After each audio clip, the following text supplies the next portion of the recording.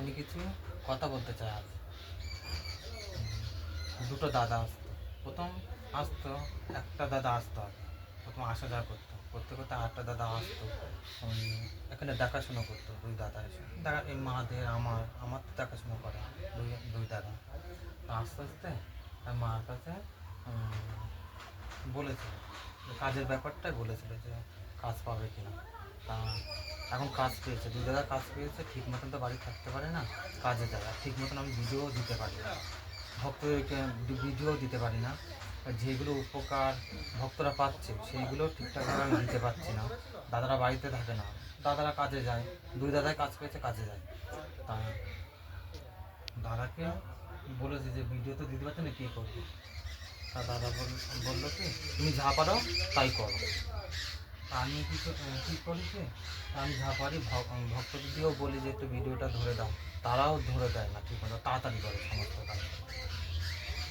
তো কী করবো, যা পাচ্ছি তাই আমি এখন তাই আমি দেখাচ্ছি, ভক্তদের যা পাচ্ছি তাই আমি ভিডিও আমি দেখাচ্ছি, যেইটুকুনি পাচ্ছি। আমি তো সময় পাই না, আমার তো সময় পাই না।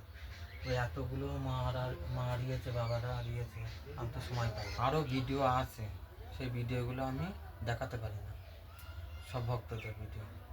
আর যে দাদাটা ভিডিও করে দিচ্ছে, সেই দাদা আবার একটা নতুন কাজ পেয়েছে। এখন জানি না সেই দাদা এখন কী করবে, কাজে ঢুকবে কি না। নিজে হাতে সব আমার কাজ করতে হয়, রান্না রান্না করতে হয় নিজে হাতে, সমস্ত কাজ আমার করতে হয়।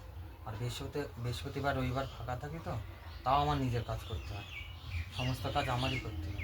এবার কাজ করে এই মন্দিরের সমস্ত কাজ আমার করতে হয়, মানে সকালে উঠে বিশাল কষ্ট হয়ে যায়। আর শীতের বেলা, ছোটোবেলা তো আরও বেশি কষ্ট হয়ে যায়, একটু বড় হলে আরও ভালো হয়, এখন একটু সময় পাওয়া যায়। কিন্তু এত ছোটোবেলা, সে ছোটোবেলা আমি কাজ করতে পারছি না, সমস্ত কাজ আমার নিজেই করতে হয়। আর কেউ এই মন্দিরে কোনো কাজ করে না, সমস্ত ঠাকুরের গোছগাছ জিনিস সব আমার করতে হয়, সমস্ত কিছু। জয় মা কালী, জয় মা।